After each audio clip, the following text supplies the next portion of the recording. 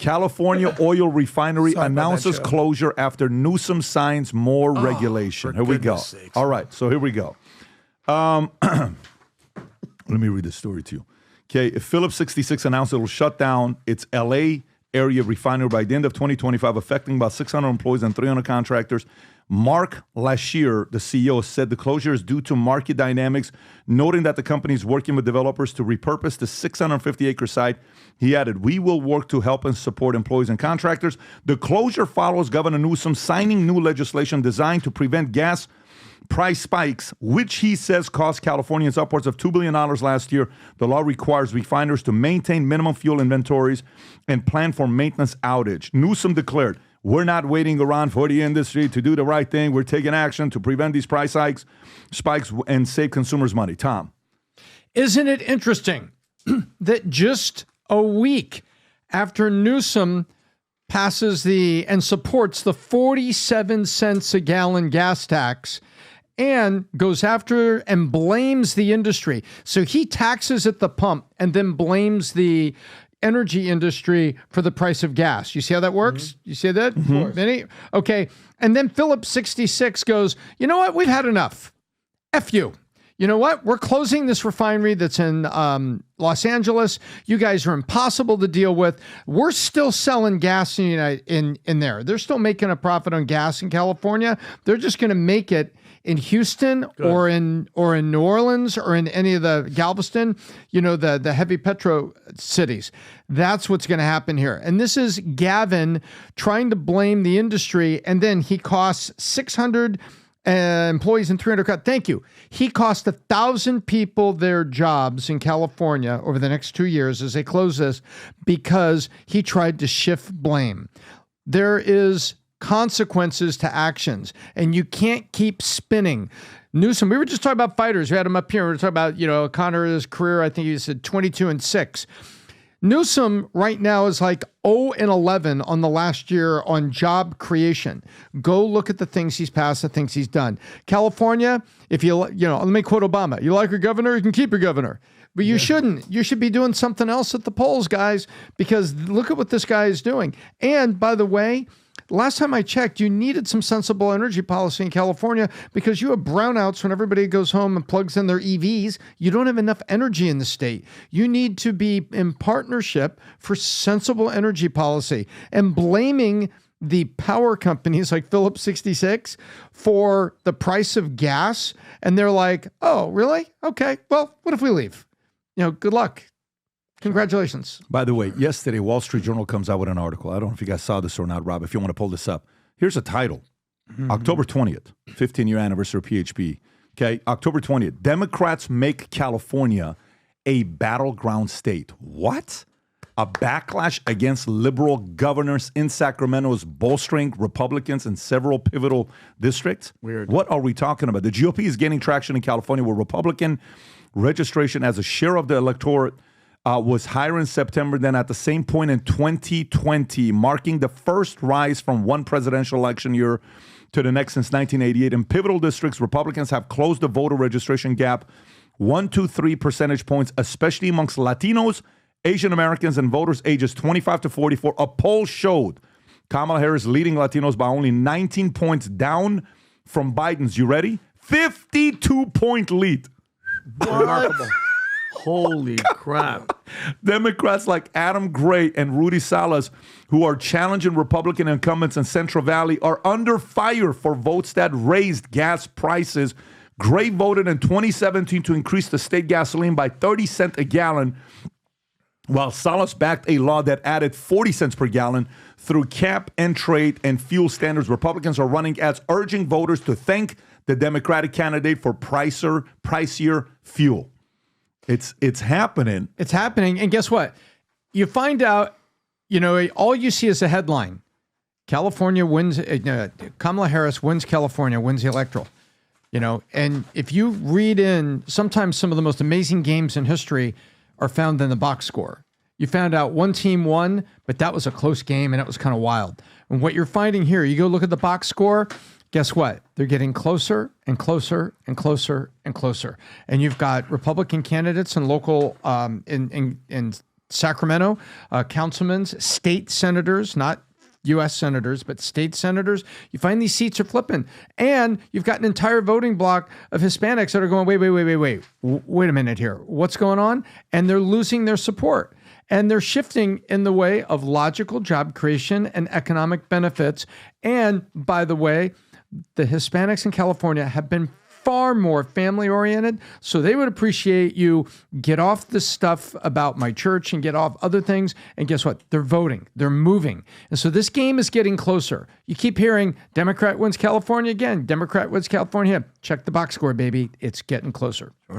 Jill, what are you thinking? You think California has a chance? No, they don't. But Newsom's not a real guy, and I don't say this as an insult. He's actually the best politician in all of America. He is going to be the president someday unless something weird happens. They're trying to build up Shapiro. Let's see where that all goes. But I'm just sharing for you that he's not a real guy, and Joe Biden kind of started this, guys. What I mean by that is I'm going to go and I'm going to run. I will change my views anytime that the wind blows. I won't even enforce my views. Joe Biden's a Catholic. I'm a Catholic. You can't do abortion. There's no two ways about it. Joe agrees with me that it's murder, but he won't enforce it, and he says I won't make anybody have my own views. And I go, well, Joe, I would expect you to. You're the president. I would expect that we're going to go by your views. And meanwhile, then you have a different choice within Trump, which is, here's what I believe. And not everybody's going to love it, but it's going to keep us safe. Here's why I believe it. Here's what I believe it's going to do. And I just share for you that it's really wildly different to see the changes here. Like, Newsom's not a real guy, guys. What I mean by that, I know that he came from a family of money and he's Nancy Pelosi's nephew. I know the whole story on Gavin Newsom.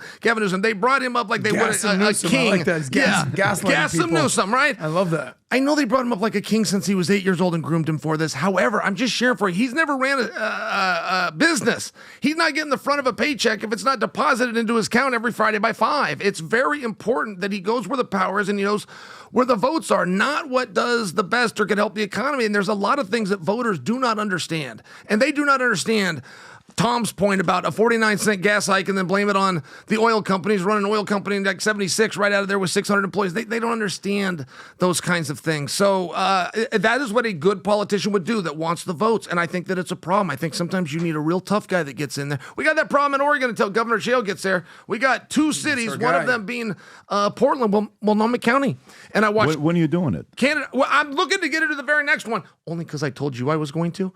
Against Tina Kotek, she's the sitting governor, and then it got groundswell. Turned out, telling Patrick Bet-David carries a lot of weight with things. So I believe we're probably going to be kicking this off right after this cycle in November. It starts to be the next guy's turn. So I'll have to see where that goes. 26. And saying that you're planning to run is very different from actually being a candidate. Candidate is a legal term, and there is legal consequences that come on that. By the way, I work with ESPN, for example. You do have there's that federal law, even though it never gets enforced, equal time for candidates. So they could not keep me on their airwaves unless they wanted to bring my opponent on the airwaves. And I'm just sharing with you, being an actual candidate is a actual legal term, and sometimes people overlook that. But to go back to Gavin Newsom, these aren't real people. They're just rolling with it. They're rolling with the power. I've been surprised that people wanted that. I'm surprised that stayed in there. Kamala is advertising it very openly. Very openly. I'm not him. I'm not going to tell you what I'm going for, but what difference does it make? Joe wasn't Joe. We got somebody else pulling the strings. I'm the face on it. You all know, cat's out of the box. Put me in. And there's a lot of people saying okay to that, which surprises me. Newsom was a moderate that was married from 2001 to 2006 to Kimberly Guilfoyle. Yeah. Kimberly Donald Trump Jr.'s lady friend. When she was with him, was she a Democrat or was she a Republican? No, they were. If you go back and look, they were kind of neutral. They were slightly left, but they were neutral. She was not a flaming lib. Gavin looks like a snake even back then, dude. Look at that guy. Well, one thing that I've noticed that they do in California is anytime that you criticize the government and the taxes and everything that's going on, is they just go to their one major talking point, which is their massive GDP. I mean, California's GDP is a top 5 GDP in the world. Correct. Right? So that's 4. their one talking point that they're always going to go back to. But like Tom said, and what Chell said, is if you go look at the box score and you actually look at the trickle-down effect, how many companies left California since COVID? I mean, major companies, Tesla, Oracle, Hollywood's HP, packing up. Schwab, everyone these getting out of there, Dropbox, Playa Vista, and then you go down, talking about the box score. It's not going to affect the presidential race. We know that California is going to go liberal, not this but year. it's in the House of Representatives. It's the trickle-down effect. How many Republicans are going to win in the state of California? How many representatives do they have in California? 50, whatever the number is. That's going to move the needle in the House potentially, not in the executive branch. So they're going to move Schiff to the Senate, by the way. They're going to promote Adam Schiff. That's an amazing thought to me, by the way. I mean, because Schiff is just playing. He's Did playing you see a the character. Garvey debate? No, Oh, you didn't see How the did Garvey? he do? I would imagine he did terrible, though. He's a terrible speaker. Who is? Adam Schiff. Oh, Garvey crushed it. Oh, did he? Did he really? He crushed. We played the highlights a week ago. He was poised. He looked like a governor. He looked like a leader. And by the way, this is a loved guy in the state of California. So it's not like we're talking about a lightweight guy. History, baseball, everything that he did. What are the polls? Has anybody seen that, Patrick? Do you have any idea? Can you pull up the poll wrap on how it's doing? I mean, I'm assuming Schiff has got to be ahead, but I caught Garvey in an interview one time, and also was very impressed. Wow, this guy's presidential. he is presidential. I agree. Can you zoom in a little? Okay, go a little bit lower. Yeah, it's still Schiff.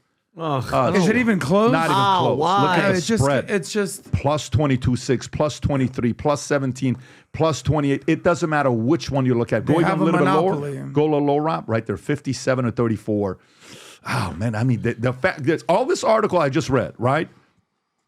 All these things I just read right here is irrelevant when you look at something Exactly. like this. It But boggles the my Latino, mind. I'm telling you, the Latino vote is to go from 19 to 53. We're going to have a Latino on the podcast November 5th. His name is Ricky, the Great Aguilar. Really? The great Ricky Aguilar will be with us here. We're going to have a good time. He doesn't pay his bets, though, but Let he's me, a good guy. well, neither do you, but let me go to the next one. The Super VIP one sold out. I think the one for lunch is sold out. There's a few of the VIP ones left, and everything else is moving. Here's the update. Who's going to be attending? You need to know. I already said to you, Michael Francis, Samuel Gravano, Brian Callen, Dave Smith. Here's some new ones. Little Pump reached out. Yeah. Lil He's Pump. attending. You got Candace Owens is attending. You got, who else? Oh, you got, who did I miss? I just said another. Oh, Jorge Masvidal will be there with us. Jorge's going to be there, which is going to be exciting. And a bunch of other people will be there. So if you haven't yet picked up your ticket before this thing sells out, all the tiers, Rob, play this clip and then we'll get right into the podcast. Go ahead. I got a big announcement to make. Property I'm on right now. We've been working on buying this property for the last 3 years. It's one of its last kind in America. Why? It's on 11 acres. It's got 2 hangars. It's on an airport. Upgrades of $7 million made here. That's going to be the new headquarters of Valuetainment Media, David Consulting, the podcast, the whole nine. And what we wanted to do, we want to find a way to celebrate this as a new headquarters with inviting you to an event on November 5th, which is election night. A lot of different things people will be talking about, business owners. What's going to happen if it goes this way? What's going to happen if it goes that way? So imagine 2,000 people being here. Let me show you around. Some of you will have a private meeting with me. That's the elite. That's going to be a few of you. Some will get a private tour of the entire office from us. There's a hangar in the back. So you come up here. Imagine there's going to be a couple major tents, 40 feet by 100 feet, where some of the people that are buying general tickets will be there. But over here inside the hangar is where the podcast will be held. This entire thing will be open like it is right now. Inside of it, myself, the PBD podcast crew, some of the super VIPs will be invited to go upstairs in a section that we have that's got a bar, a restaurant, food, kitchen. You're eating, you're watching it from all the way up there while we're doing the podcast down here in the hangar. So imagine in this room, there's 1,000 people, right? While we're going through this whole thing. Conversation, it's going to be from 6 p.m. is when it starts. All the way up to 2 o'clock in the morning. Who knows? Maybe we'll go 3, 4 o'clock in the morning because a lot of things that's going to be going on. And by the way, do you know why we're not cutting this? We're on an airport. These are planes. We have to hear because right here is the airport. And FYI, messy place right there at that stadium right behind us. There's 5 ticket tiers that you can purchase. Each one's got more things to offer. But even locally, there's general tickets to buy for just $75. Bring your wife, bring your husband, bring your family, bring your friends. There's one caveat after you buy the ticket. When you buy the ticket and you come on November 5th, you have to wear Future Looks Bright gear. I'm talking Future Looks Bright hat, a shirt. Doesn't matter. You're going to have to show I got some kind of Future Looks Bright gear because we want everybody here to spread the message and the energy of optimism around the world, back to their states, wherever you're going to be. So November 5th, click on the link above or below, get registered. And if you're watching this saying, well, Pat, I like to travel private. Can I bring my private jet here? 5 of you guys will be. After you buy your ticket, then you can ask us, and that's only available to the tickets at the highest level possible to bring your jet and park it here. So having said that, get your tickets, and I cannot wait to see you November 5th, 6 p.m. at our new headquarters in Fort Lauderdale. Take care, everybody. Bye-bye, bye-bye. That was a great pitch, PBD. Right? I got to Yeah, tell you. it's good. One take? Yes, That was one fire. take. One take. We're going to have a good time. Get your tickets. Go to 5990live.com, Rob, if you can put the link or the QR code. We are looking. By the way, if that night goes the way I think it may go, that night we may have a hard time pushing people out of this place. what I'm like, saying. go home, buddy. No, go yeah, home. no, we wanna stay. It's going to be crazy, but we'll see what will take place. So if you like this clip and you want to watch another one, click right here. And if you want to watch the entire podcast, click right here.